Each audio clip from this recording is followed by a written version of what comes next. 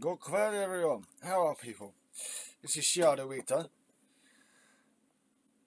And we're going to have a look at, well, I think it's saying it's from yesterday. So, yeah, Thursday the 24th of November. So, let's have a look. This is Politics Live, BBC. We're going to have a look. And I'm probably going to have a bit of a rant. And show if there are any pagan perspectives from my side that I can put onto it. I'll be relaying them. Let's go. Joining me today, Conservative MP and former Chief Whip, Wendy Morton. Ooh. Wasn't she the one that that was to do with the bullying, the bullying shit with Gavin Williamson, and then all the bullshit to do with the end of Liz Truss's premiership? That's insane. Shadow Justice Minister Ellie Reeves, The Guardian's political editor Pippa Crerar, and author and Financial Times journalist Sebastian Payne. Pippa Crerar looked really awkward sat next to Sebastian Payne. She just did. Just saying. Pray. It is a national mission to make sure that we can't be blackmailed by people like Putin. The government campaign to get us all to save energy this winter. Students and staff, unite and fight! Lecturers, postal workers and teachers are all out on strike today. On Saturday, it's the rail workers. Whose job is it to get the country back to work? Everybody in the industry knows what to do to resolve this dispute. It's the employers and the unions who need to hammer out the detail. It's not the transport. These won't tackle the employers. Yet more bullying allegations emerge against Dominic Raab. Can the embattled Deputy Prime Minister survive? And, remember this? I'm not entirely clear on what the situation is with the Chief Whip. There has been an element of confusion over whether the vote was a confidence vote or not. Our guest Wendy Morton tells us what really happened on the night that spelled the end for Liz Truss.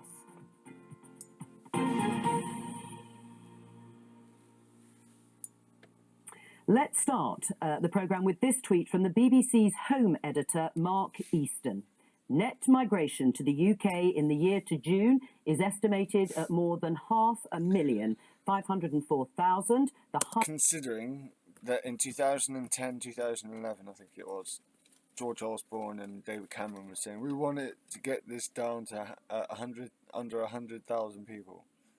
Why they decided to put a number at, I don't know, but yeah, and now it's over 500,000, and everyone's obsessed with the number. It's like, okay, what are we doing with them? Highest figure ever seen, and this is demonstrated clear. That's actually a good point. If this is how many people are coming to the UK, why have we got such a lack of people in the workforce? Because of the government's ideology of trying to stop everyone from going for foreign workers. But there's more. It's ridiculous. Clearly on a graph by the Office for National Statistics, which shows, as you can see there, total long-term net migration. Right. I know you can't see this, but yeah, non-EU lines up pretty much with total long-term net migration for most of the graph, actually. You know, it says year June it's from the year June 2020, and it seems like, you know, travel between EU migrants from EU and non-EU countries are not exactly disparable, but now it completely is. The EU numbers just continue to go down, whereas the net migration from non-EU countries just continues to go up and up and up. that steep climb there, the green line, and that the vast majority of that is from outside of the EU. My opening question to you, I'm going to start with you, Ellie, is 504,000 as a net migration figure too high? Again, what's this obsession with the number? Well, the government have completely failed to meet any of their own targets in relation to this, and the system is a complete mess. But is it too high? Is the figure too high? Well, the problem is none of it's connected to skills. So actually, what I would like to see, what Labour would like to see, is a system in place, a point system that is fully connected to the skills that we don't have, but also making sure that we have the skills this country. You'd have 500,000 skilled people coming here. Well, what I think we need to do is look at where there are skill shortages, make sure that at home we are training up the workforce to meet those skills, but also then looking at who has the skills abroad that could come over. But none of that's happening in the system at the moment. So it's come in. So Labour's looking to come in, put loads of investment into the training aspect and stuff, and then look at migrant workers. We've got the government's completely lost control over who is coming over here, and when they're here, visas not being processed, asylum applications not being processed. It's a mess. It's a shambles. And too high? Those figures are pretty shocking. Yes. Are they too high or too low? Look, we continue to work to get a grip on these figures. We have the Rwanda policy, which is really a complete and utter failure. We have the Rwanda policy. The first thing she says. Wow. This is why the Tories are completely fucked now. Their first resort is to go to a failed policy. Important, the work that the Home Secretary is doing. Right, but who got completely destroyed when she finally turned up to a Home Affairs Select Committee. She got shown she didn't know what she was fucking talking about. So I don't know what you're talking about. 504,000 from a government that says it wants to bring numbers down overall. It pledged to do so in the 2019 manifesto. We've had Suella Braverman, the Home Secretary, say she'd like to get it down to under 100,000. That's gone, hasn't it? And absolutely, we continue to work to get the migration figures down. But I think what you have to also recognise is that what is going on in Europe. And outside don't blame us. Europe, don't blame us. Blame everyone else. Don't blame us. And the factors that are actually driving migration, and I believe a big part of this is going back upstream to tackle some of those factors. This is not just a phenomenon that's happening in the UK; it's happening in many other countries, Greece, Spain, and across Europe. And you're right. They break down the figures for us. Yes, it is down to influx of people from Ukraine, from Hong Kong, a higher number of international students. But overall, will you admit now, these are record figures, that the Conservatives have lost control of immigration? What I will say is we have to continue to work really hard on driving these numbers down and understanding, as I said, what the factors for they're going up. They're not going down. And tackling at source. And making sure that our processes are working as good and efficiently as they should be. Have they been up until now? I would say that there is room for improvement. Right, okay, maybe the understatement of the year. Only by your own metrics, this. Richard Tice, it does have political consequences. Why is he there? He is the head of the Reform Party. He tweets, Brexit betrayal. Only Reform Party will control our borders, both legal and illegal. Plus they ever get control of this country, that's the number of people coming in. It's slightly lower when you take the figures of people leaving the UK. Estimated net migration of non-EU nationals in the year June 2022. Do you agree it's a Brexit betrayal? You worried by this sort of tweet? I don't believe it's a Brexit betrayal. Like I said, we have to continue to work on this and look at the drivers for migration and make sure that we are tackling those drivers and processing those claims that come into the UK, but also distinguishing between asylum and illegal migration and legal migration. Give us some of the context to this. I set out and suggested some of the things that have been said by the government. I mean, how important is this issue politically and those figures? Well, I think we've seen in recent days the way that immigration generally has dominated the headlines. So the CBI earlier this week, both Rishi Sunak and Keir Starmer setting out different party policies on it. How important it is, and it depends which section of the population you're looking at. But given that so much of the focus seems to be on the swing voters in the so-called red seats, immigration is still one of the most important issues for them. Across the country generally, it's fallen down the list of issues actually in terms of post-Brexit, in terms of what people are most worried about. And this particular set of figures, I think what the government probably will be saying is breaking it down and saying, look, half of them are from those three refugee streams, Ukraine, Afghanistan and Hong Kong. Well, Hong Kong's not refugees, but the British overseas nationals.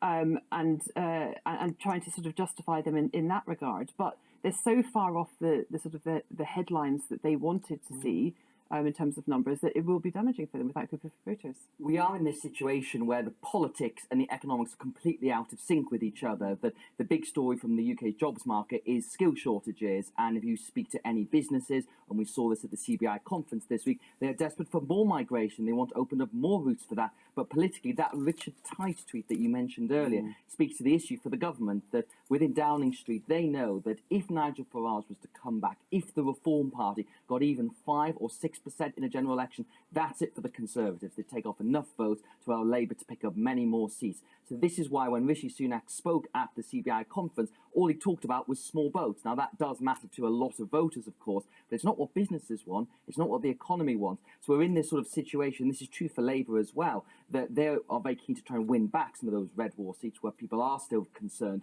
about migration more than in other parts of the country. So all the politics are get migration down, everything the economy wants is in the opposite direction. So every time we see these headlines, it just speaks to the kind of sort of stalemate we've got, and it's not really good or working for anyone. Let's talk about energy, because the government, we're told, is preparing a £25 million information campaign, which will see celebrities and ministers on the airwaves, online, encouraging people to reduce their energy. So, just going to what Sebastian said there. So, what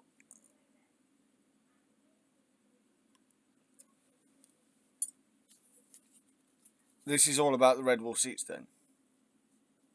That's what this is about. And the people complaining about small votes. Really? The fate of our economy and everything, and small votes. Usage. Some suggestions in the Times today about having fewer baths and more showers, turning down your thermostat. Is this campaign necessary, Wendy? Well, look, I've not seen the details of this campaign. I think it's yet to be confirmed. I think, yes, it's important that we make sure that residents, that constituents and businesses know what support is out there, absolutely.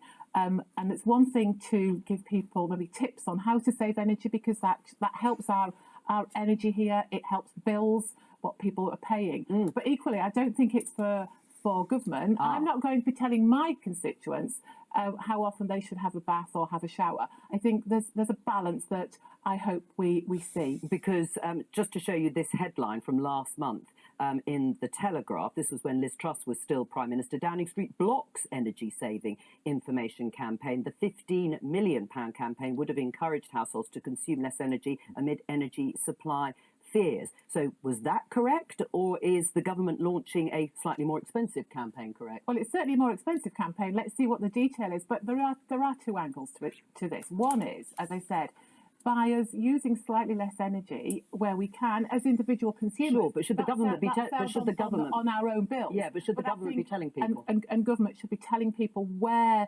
the schemes are to help people through the winter with their energy bills. We've done a huge amount of work on that. But when it comes to actual practical things, I would say most people can make up their own minds and make their own judgment as to how and when to save energy. Will this work? Common sense. Well, will it work, this campaign? I mean, we need to see the detail of it. It's a hugely expensive campaign by the looks of things. It is sensible to tell people how they might be able to save energy. But let's not forget that we're in this mess because for the last 12 years that the government's been in office, they haven't tackled energy security. So there hasn't been the investment in renewables. They've closed the gas storage facility But the war in Ukraine is probably the real driver, isn't it? But we are over reliant on gas and oil from abroad because we haven't had that investment at home in renewables. Seb, and I'll come back to you, Wendy. Wendy, on that point though, this campaign, we're talking about £25 million. There are billions and billions being spent on this energy support package. The cumulative effect of millions of people across the country trying to save a bit of energy, that will save the government billions in the long run. And I understand your ideological aversion, the sort of the nanny state of telling people what to do about when to take baths or put on a jumper. But if you don't do that, it's just going to cost more money to the taxpayer in terms of those huge support packages. Which I can't believe I'm doing this, but Sebastian Payne's bang on here. He's absolutely bang on here. Well done for challenging the Tory. As we know, led to the kind of the financial disaster we saw after the mini budget. Look, as I made clear, I mean, giving people information of where there are benefits available to them to help their energy bills is absolutely the right thing to do. Some advice, yes, but I think when it comes down to we're not living in the nanny state here. I think let's treat people respectfully. They can make their choices. They can make common sense. Let's see what the detail is on the scheme and the package that comes out. But I think fundamentally here, though, we all have a part to play, do we not? And that is that if we all use a bit of energy less, it does help on terms of our dependency. But yes, it does help on our own personal bills. But if I said to my constituents, stop, wearing your shorts in the house when the heating's full on, I can imagine what they would say to me. This is called common sense. Right. Is there a quid pro quo, though, Ellie, in this? Well, look, I think that the government could have done a lot more to support people. Sure, but about this campaign, I mean, is it going to make people change their habits? Are they going to do the right thing, as Wendy's been saying? Or is it, as Seb said, look, people should be told if they're getting a support package? I think some of it is just common sense. Yeah. And I don't think the government would be spending millions, I hope the government's not spending millions of pounds on telling people not to wear shorts and put the heating on. But there are some other practical issues around, for example, turning radiators off in rooms that aren't being used. But would Labour have a campaign like this in this situation, do you think? Under Labour, we wouldn't get in this situation in the first place. Yeah, nicely dodged, nicely dodged. What do you think? Well, I mean, it does feel that we're slightly behind other countries on this. France and Germany have both had campaigns in place for several months. We could already have been in a position where we'd saved the taxpayer money ultimately, given the scale of the energy bailout. Their reasons were actually quite different. It wasn't just about, the emphasis here is about cost of living and saving money. There, it was about the sort of patriotic responsibility not to rely on imports of Russian gas and fuel, with the added benefit of course, saving money. Because after April 2024, we know from the Chancellor that we're going to be on our own. I mean, hopefully the price of gas will have come down. And if they haven't, then I think maybe the government will rethink. So yeah, and that is in the future. It is, of course, also at the same time that we've heard about the new energy price cap from Ofgem. This will be from next year. It's going to be higher, obviously, than we thought. Yes, and I mean, people will see those kind of headlines and feel a huge amount of worry. And I think that the energy package that was introduced in September, which is obviously being modified by the new Chancellor Jeremy Hunt, people think their bills are being capped at £2,500. They are not. And I think that when people see their bills this winter and then they see what's coming next year, it's going to be a lot of worry. And I think the government needs to communicate better to people what this energy support package is doing and where the support for the poorest households is, because there is a lot of money being thrown at this, billions of pounds, but I think for the communication it's not been very good at all in my view. I mean, do you think that could be improved? And also, have you changed your habits? Have you turned the heating down, or rather not had it on at all until recently? I suppose like many... We'll see. This is why I wear a cloak, a poncho, and a robe. This is why I wear winter clothing. Sensible clothing. People, I do try and keep the heating down as low as possible. I probably am in that space of putting the extra jumper on. But look, the point here is information to constituents, it's information to the members of the public. And so we haven't seen the detail yet of this campaign that's coming out. But I think the key part of this for me is making sure that we give those people that want the information, we make it as clear as possible as to the huge amount of of the package that the government is putting in to help. Is that clear But at the moment, do you think? I think the more that we do, the better to communicate. It always worries me as a constituency MP.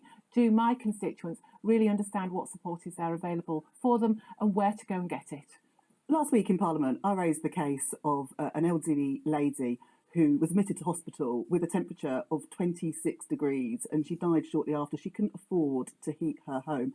This information campaign isn't going to do anything to help people like her who simply cannot afford to heat their homes. And I want to be hearing more from the government about what support there will be for people like her, that, you know, it's not about turning the thermostat down a couple of degrees. Actually, they can't turn it on at all. Well, and that's true, isn't it? Well, and I think that the point here is that the information getting out to people is so important. I can't comment on that specific. But there'll be a lot of people case, probably in that but, situation. You know, I don't think we should underestimate the big package that the government has put in place. It was the right thing to do, but the information out there to people is a key part of this. So let's see what this campaign comes forward with. I think we'll all be watching it very carefully. Let's talk about strikes, because the first major wave of winter strikes is happening today, with lecturers, postal workers and teachers on strike. Tens of thousands of staff at 150 universities across Britain, including lecturers, have walked out, causing disruption for students up to 3 days. Schools in Scotland have been forced to close in the first national teachers' strike since the 1980s. I'm sorry, casualisation. That's a new one on me. I know many big words, but casualisation is a new one. I think I get what I understand what it means, but I want to get. What? I just don't understand that.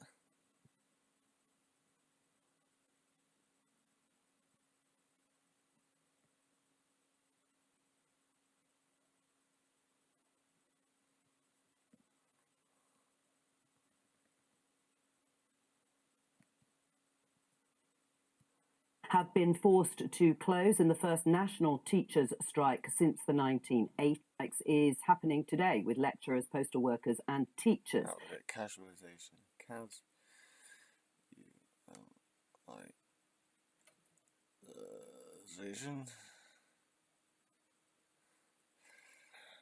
The transformation of a workforce from one employed chiefly on permanent contracts to one engaged on short-term or casual basis. Casualisation has left millions of jobs in constant fear of the jobs. That is actually a new one on me. But, yeah. On strike. Tens of thousands of staff at 150 universities across Britain, including lecturers, have walked out, causing disruption for students up to 3 days. Schools in Scotland have been forced to close in the first national teachers' strike since the 1980s. 115,000 workers at Royal Mail are also out on a 48-hour strike, which could hit Black Friday shopping deliveries. Now, at the very moment we're on air, Mark Harper, the Transport Secretary, is meeting Mick Lynch, the General Secretary of the RMT, to discuss the continuing train strikes. We're hoping to get a statement, or at least turn that around for you, from Mick Lynch before the end of the programme. But in the meantime, whose responsibility is it to solve or stop these strikes? In terms of, because you look at me, Joe, Yes. in terms of the trains, it's the negotiations are between the train operators and the unions. Right. And that's where the negotiations are. And I think it's really disappointing that we find ourselves again in this situation, facing strikes around Christmas, strikes that, you know, affects people trying to get to work, people trying to go about meeting family for Christmas. But it's absolutely between the train operating companies and the unions. So why is the Transport Secretary meeting Mick Lynch then? Well, I don't see the agenda, but I imagine, because it's important that he has a discussion and a conversation with them. But that when it comes to the actual negotiations, it's between train operators and unions. Could any government, Ellie, give the unions what they're demanding? This government doesn't seem to even be trying. Well, I'm asking any government. Could any government give exactly what the RMT is demanding in order to call off the strikes? I want to see them get around the negotiating table, and that hasn't happened. We've had 3 different transport secretaries in 2 months. They're only meeting today, and the Transport Secretary has said that he's not even negotiating today, so it doesn't even sound like he's going into this meeting in good faith. the government has got to get the parties round the table. The government needs to broker a deal. We didn't see these sorts of strikes under the last Labour government, and we've got a Conservative government that doesn't seem to want to speak to the trade unions to try and get a resolution. No one takes the decision to strike lightly. Let's be quite honest here that in previous governments, Labour governments, ministers did not take part in those negotiations. It's always been between the operators and the unions. I think what's also important to recognise here is during the pandemic, we, the government, the country, subsidised the railway industry, the trains, to £16 billion. It was the right thing to do. But we are where we are today. We also need to see some modernisation and some reform to make sure that our railways are fit for the purpose moving forward.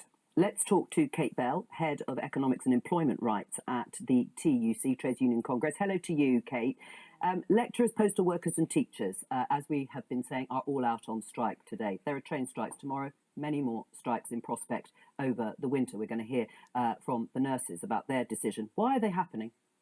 Well, I think we've had 12 years of a pay squeeze. It's the longest pay squeeze we've seen for 200 years. Workers missing out on about £20,000 on average cumulatively, compared to if pay had just kept up with inflation. And I don't think people can really take it anymore. And I think the common factor is these are people who've tried to get around the negotiating table. They've tried to say, you know, we need that pay rise. We can't cope with inflation at 11% without a bit more money in our pockets. Unfortunately, those negotiations haven't produced results, and they've taken the difficult decision for those workers to go on strike. Can anyone solve the problem of strikes? Well, I think government could be playing a much more constructive role. You know, we've seen pay restraint right across the public sector. That's not all of those strikes, but it's many of them. As you were just hearing, it is, of course, the government who signs off on the ultimate deal between the train operators and the unions. And, you know, they could have been playing a role to step in and get that sorted out. We've seen no evidence of that happening. And I think what we need... See, again, we got one picture from the Tory, and then from both Labour and from a representative of one of the unions that have gone on strike, you're getting a different story. But the right wing, especially the Tories, are anti-union. They see them as rivals. It's ridiculous. They see them as rival paymasters. It's ridiculous. Is the government with a strategy to get pay rising, because a decent pay settlement is what these workers are asking for. 17% was the figure, I think, that was being demanded or asked for by nurses. Do you think that's reasonable, that sort of demand? Inflation is running at 10%.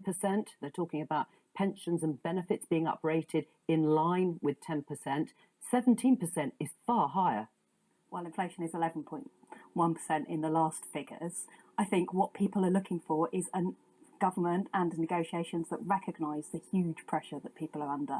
You know, we've got nurses going to food banks right now. That is a horrific sign of...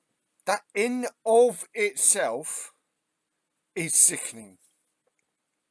I cannot believe the Tories... I mean, I can, but I can't believe the Tories have let it get to this point. And now they're complaining at the strikers. It's you fucking wankers. Of the state of our country, and at the same time, some people are getting very big pay rises. You know, we've seen the average increase in bankers' bonuses last year at £5,000. I think, you know, some people are getting those big pay rises, and I think what people are saying, whether they're nurses, rail workers, postal workers, is they cannot go on like they have, with constantly being asked to accept real terms pay cuts. Kate Bell, thank you very much.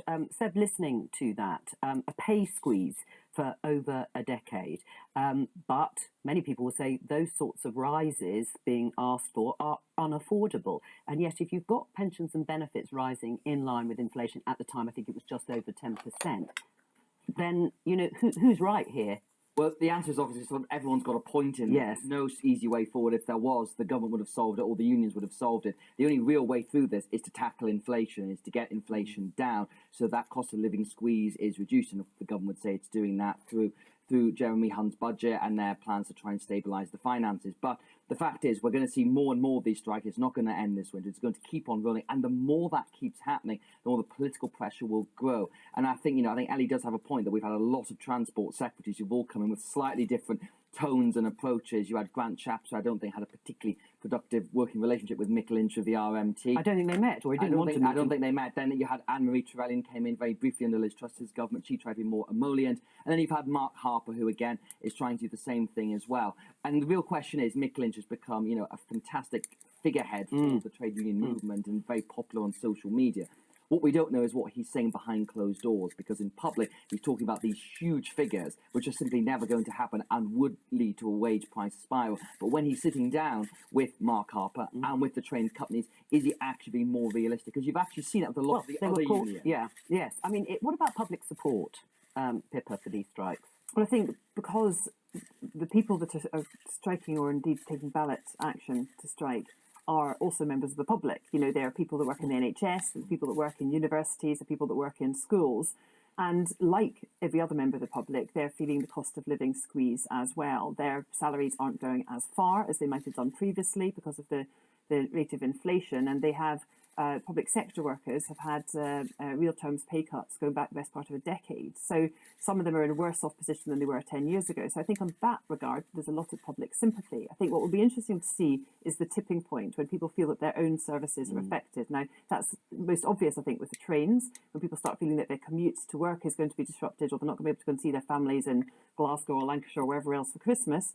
And then, of course, the NHS, and if there's strikes with nursing and auxiliary staff in the NHS, and that could potentially have a really serious impact on people's health. So I think at the moment there's a huge public sympathy for people who are experiencing the same cost of living pressures that they are, but it might tip if people feel that the services that they rely on aren't being delivered. And I feel like that tipping point, the fact the RMT is going on strike over Christmas, again, politically I can see why they've done it, but it's going to annoy an awful lot of people. And essentially the key 2 weeks when everyone's trying to move around the country is going to be the point when the services are disrupted. And then when we get to January, as you mentioned, the NHS, Pippa, that's going to be a huge issue as well as the flu season really starts to get going. But I think the unions know that. And I think, for example, we've got at the moment some very savvy union leaders who have played it quite well. And they've always settled, I think, at quite a substantial increase, but it's not where inflation is at. I mean, Mick Lynch criticises the government and blames them squarely for not having resolved this issue. But he also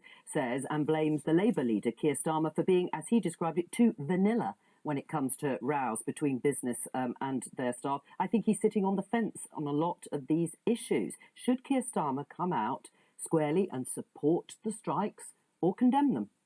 Well, we support the right to strike. And I don't think I know. I don't think anyone takes the decision to strike lightly. Workers don't get paid when they're out on strike.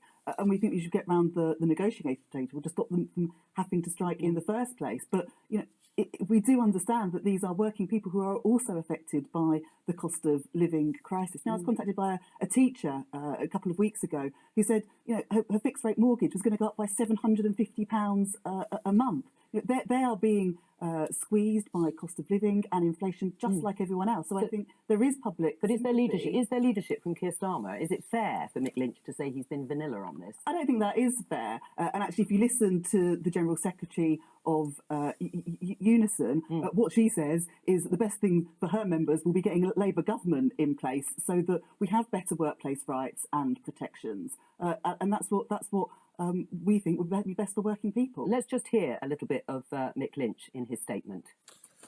So we've just had a meeting with Mark Harper and his team. I would say it was a positive meeting in the sense that we've got rid of the bellicose nonsense that we used to have from Grant Shapps and his cohort in his era, and we're now starting to get a dialogue. Ah, well, bellicose nonsense has gone of Grant Shapps. What do you make of that? What's interesting is, given that I was a former rail minister myself under when Grant was Transport Secretary. Look, I think it is welcome news if there are discussions ongoing. Yeah. The key thing I would say here is that the negotiations need to continue. Right. Or is the key thing here the right Transport Minister to actually hold those negotiations? He says it's more positive. Well, we will wait and see, won't we? But I think what we need is the negotiations to continue, to people to stay around the table and to hopefully find that deal that is fair to the people that work in the rail industry, but equally it has to be affordable to the What is taxpayer. that? Just what is that then? Because let's say 10.1% is the amount state pensions and benefits are going to be uprated to next year. Why shouldn't public sector workers ask for the same or more? No, it's not for me to sit here and dictate what the negotiation. Complete and utter double standards. Would be. I'm not in the room. I'm not the negotiator. It's between the train operating companies and the unions to negotiate. Okay. The point of the government stepping in is to act as a mediator.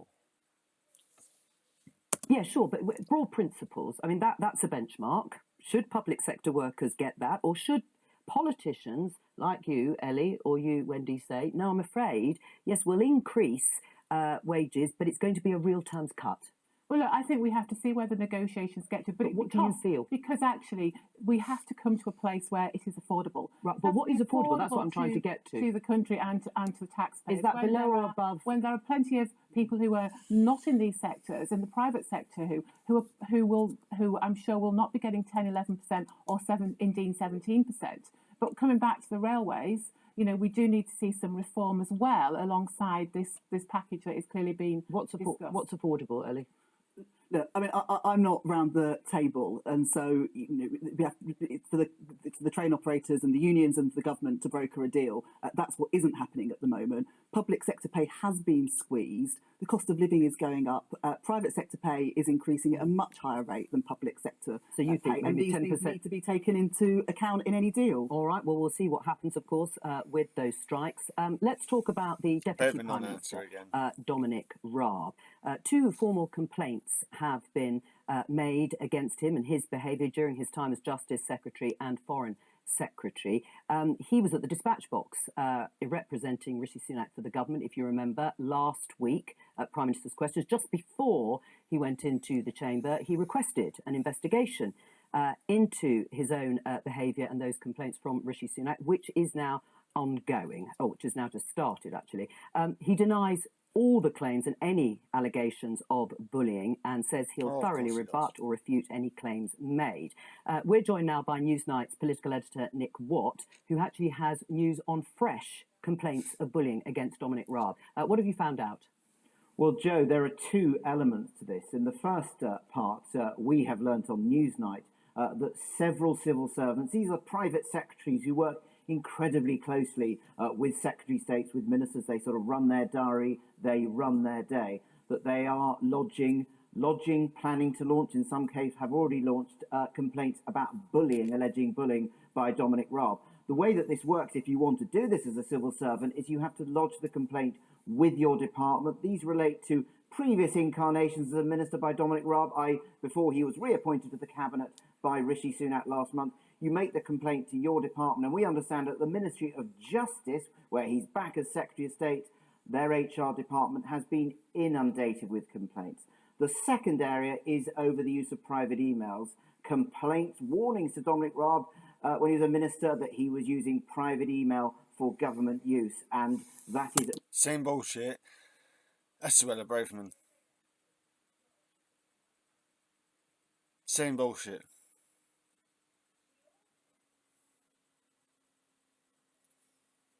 Not allowed except in some limited circumstances. I should say, Joe, on these 2 points, Dominic Raab has always said that he has acted with honesty, with integrity and professionalism. Yes, he likes to drive people hard, but he never acts as a bully. And on the use of private email, yes, that was done for things like approving tweets, but it was absolutely not done in the way that it shouldn't be done. And interestingly, on that, in the last hour or so, the Downing Street lobby briefing, they have said that they are not going to be investigating that use of private email. They think it was covered by a sort of opt-out in the ministerial code on that. How much did Rishi Sunak know about these complaints, formal or otherwise, and how damaging is it to him, do you think? Well, on our show Newsnight last night, Dave Penman, who's the General Secretary of the First Division Association, that's for the top civil servants, he said that before Rishi Sunak appointed Dominic Raab last month, the Prime Minister was told about unease over Dominic Raab's behaviour when he was previously a minister. crucial thing is at that point, there were no formal complaints. And I think the view in Downing Street is you can be told there are concerns, but that's not the same as a formal complaint. Yes. Those formal complaints only came in the last week. How damaging for Rishi Sunak? Well, Dominic Raab was really the one senior Tory who stood by him absolutely at every stage during that leadership contest over the summer. And if he knew there was unease, Yes, it might be was. difficult. But as we say, it wasn't formal complaints at that stage. Nick Watt, thank you very much. Wendy, you worked with Dominic Raab in the Foreign Office from 2020 to last year. Did you know about any of these allegations or complaints? I was not aware of any of them at all. Right, and what's he like to work with? Dominic has a unique style, but we all have our own style. A unique style? Is that a euphemism for something else, Wendy? But no, I've had, I can't say that I was aware of any of those complaints at all. That sort of behaviour, it's right, it's being investigated. He's called for it to be investigated. Does that mean that none of these allegations or any of these allegations surprise you? No, what it says to me is that there is an ongoing investigation that the Prime Minister has set up. I think it's Adam Tolley who is leading it. I think it's important, actually, that we allow that investigation to continue and that those cases that have come forward are looked at in the proper way, and that hopefully as soon as possible the investigation is concluded, and then it moves forward from there. Right, you do of course have direct experience yourself of being at the receiving end of certainly very aggressive, rude texts that we have shown on the programme before. This was when you were Chief Whip, and they were from the former Education Secretary Gavin Williamson. We can take a look. As I say, we have shown them to our viewers. It's very clear how you are going to treat a number of us, which is very stupid, and you are showing all interest in pulling things together. Don't both asking anything from me. This is to do with not being invited to the Queen's funeral. He goes on to say, also, this shows exactly how you have rigged it. It's disgusting. You're using her death to punish people who are just supportive. Absolutely disgusting. And then you say, Gavin, again, this is not the case whatsoever. How did you feel when you got those texts? I think, to be honest, Joe, it would be wrong of me to comment on those texts because there is an ongoing investigation underway. So I appreciate you probably want to hear my views. But I do. At this moment in time, it just wouldn't be appropriate. Do you think do you think the way that you were addressed is appropriate? Do you think that's how people should talk to each other? What I would say is that, I'm a member of Parliament. Please don't defend him, love. He does not deserve it. Ellie's a member of Parliament. We employ staff. We work in. It's a huge privilege to be a member of Parliament, and I think just like in any other workplace, I would expect us all to hold one another in respect, and I want to see Parliament actually restore some integrity into the whole of the organisation. It's not just MPs. We employ staff. There are all the people that work on the estate as well, which actually is why I know that Speaker Lindsay Hoyle has set up a conference to look at some of this, and I think it's right and proper that we do. Things have changed over the years. Sure, but is that typical of the way MPs message each other? Well, certainly not when I'm messaging colleagues, no. No, it's not typical of what you would receive normally from MPs, even when you were Chief Whip. Like I said, I'm not commenting on. No, I know, but but absolutely not. Right. Has he apologised? I'm not going to comment anything more on it, Joe. I'm sorry. I don't think that would have any bearing on any complaints process. But has he talked to you? Have you had any contact, or has he said sorry? I've not. He has not spoken to me.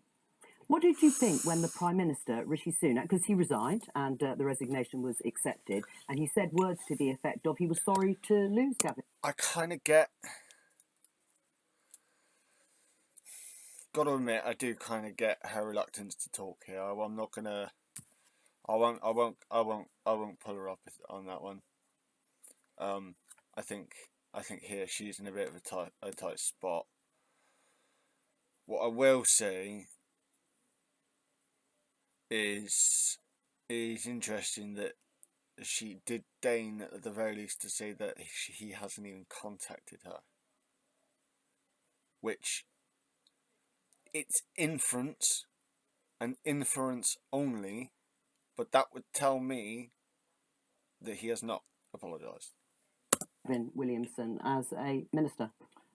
that was the Prime Minister's decision to say that. Like I said, I just think it would be really wrong of me to get drawn into this debate at this stage. What I really want is just for the case to be concluded, and then we can go for that. Then I'm more than happy to have a conversation about it. But at this moment in time, it would be wrong of me to say anything. We'll definitely get you back on when this has been resolved. What do you think, Seb? I think the Prime Minister's putting an awful lot of political capital into trying to save Dominic Raab, and you mentioned why. He, in those dog days of August when it was clear Liz Truss was going to win, everyone went off on holiday, including Matt Hancock, I think. Dominic Raab was one of the only people who kept going out and defending Rishi Sunak. That's why he feels he's now got to save them. But as these complaints stack up, it's going to get more and more painful for the Prime Minister. And it feels to me as if Downing Street has made the decision, we are going to save him. Because if they weren't, he would have resigned in the same way that Gavin Williamson did. So they're doing this inquiry led by a senior barrister who will be looking into all these. And you can imagine at the end of it, there'll be some kind of apology, some sort of maybe in a management awareness course or whatever it may be. But I think for a lot of civil servants, certainly the ones I've spoken to about this, they do not feel that this process has been managed well at all, and they do not feel he should have really been brought back to the Ministry of Justice, given that I think this was very widely known within the department, within his private office, and by the senior civil servants who ran the department. Yeah, we first broke the story about complaints about, informal complaints at that point, now formal, about Dominic Raab's alleged behaviour a couple of weeks ago, and been following it very closely since then. And one thing which has become really obvious to me is that Rishi Sunak's pledge when he took over, and oft repeated since, that he was going to oversee a government that would embody integrity, professionalism and transparency at every level, is now a problem for him. Because if you find any minister does not reach that standard, that bar, then you could quite justifiably turn around, and civil servants feel this, and say, well, they've not met that target, that level, and therefore you need to do something about it. Do you think he'll survive, Dominic Raab? We will have to wait and see. But I think the point about restoring standards and integrity in Parliament is such an important one. It is. So you're not confident he'll survive? That's not what I'm saying. I said that I'm not going to prejudge. Let's wait and see. All right. Somebody else is doing that investigation, not me. He made that comment to try and distance himself from Boris Johnson, but in fact it's become quite like John Major's back to basics. Absolutely. And every single thing, it becomes a Christmas tree, you can hang things off. Well, Rishi Sunak is the third Conservative Prime Minister this year. There has been something of permanent turmoil under successive governments. Liz Truss's government, Wendy Morton served there, lasted fewer than 50 days. Seb, you've just written a book about the last days of Boris Johnson. Of course, you've got it here. And I suppose the question is, what does it mean for the next general election? Will voters forgive and forget? The polls have consistently put Labour ahead. Let's just remind people how Boris Johnson's premiership ended. Is it all over, Prime Minister? The Prime Minister constantly... It all ended in a long, drawn-out fucking mess.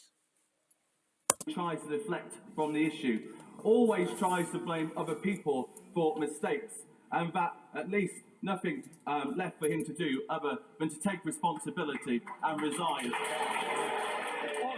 Today I ask him to do the honourable thing, to put the interests of the nation before his own interests, and before, in his own words, it does become impossible for government to do its job. Does the Prime Minister think there are any circumstances in which he should resign? Have the Tories lost the next general election, Seb?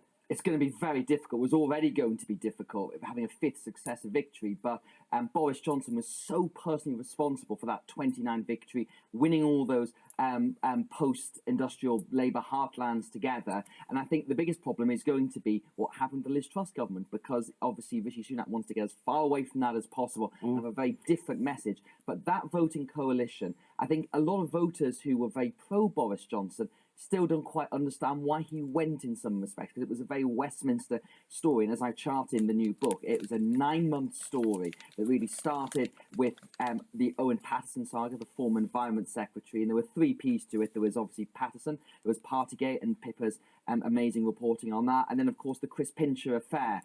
And people will remember those specifics the next election, but they will remember it's not Boris Johnson, they will remember Liz Truss's disastrous budget, and they will remember essentially a whole parliament of complete turmoil. It's time to talk to you, Wendy Morton, about your time as Chief Whip, particularly the night, that key night of what turned into a confidence issue, as many Conservative MPs saw it.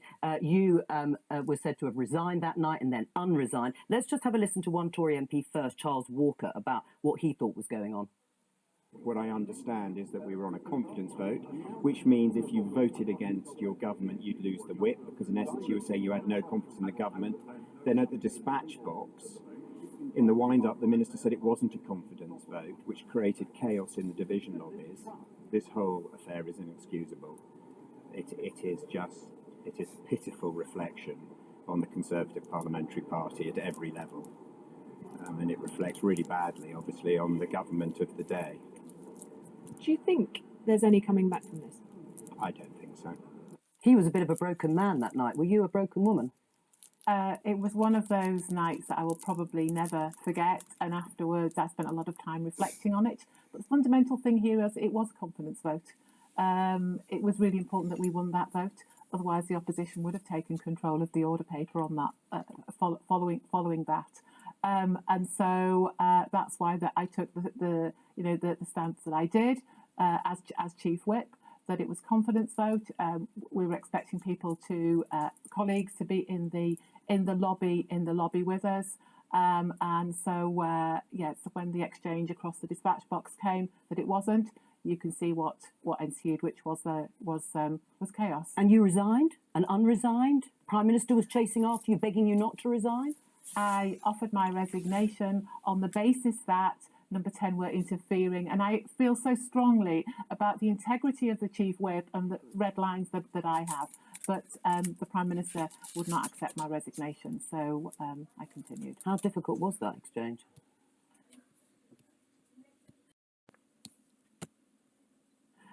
It was, well, as you know, I expect it was robust, but it was respectful. I do respect Liz, but it was a conversation that we needed to have. Have you spoken to her since? I have, yes. And several times. I had coffee with her just the other week. Did you? And how are relations? We can sit. They're fine, actually. Look, she had a really turbulent time in office. However, you look at it. And then it wasn't just that evening of the fracking vote. From the minute she was elected, we straight away went into the demise of the Queen and the funeral, and then everything that flowed from that.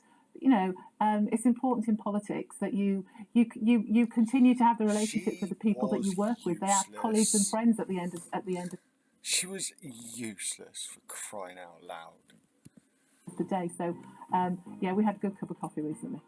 I think we all need a cup of coffee after hearing about all of that. Thank you to all of my guests today. That was wow.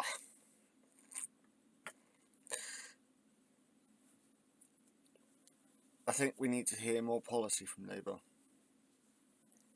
Just for them to, so there's more certain counters for any bullshit the Tories come up with. But yeah, the first thing that Wendy came up with in defence was when it came to the immigration policy was Rwanda. That was stupid because of the fact that it's failed. It's a failed policy. It's not even happening at the moment. So yeah, rather hapless on that one. Eesh. Well, I think more communication at local level between local level and government.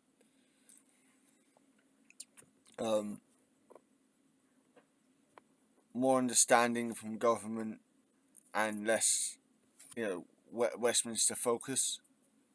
I think it's going to be a lot more healthy than what we've had. I said instead of a sort of Wotan or Witan system,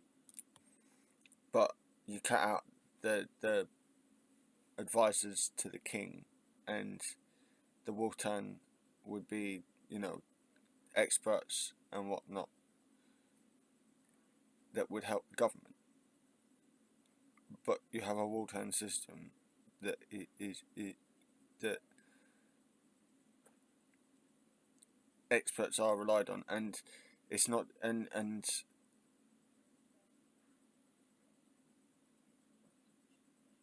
we rely on wisdom for the people, not wisdom for money. Not wisdom for the benefit of people, not wisdom for the benefit of money. Especially when money is just maths. So, well, yeah, that's my point of view on it. This has been my reaction and my dog Specky, my dark wisdom on this. This has been Shadow Eater. Like, comment, subscribe, all that good business. Have a good evening, peoples.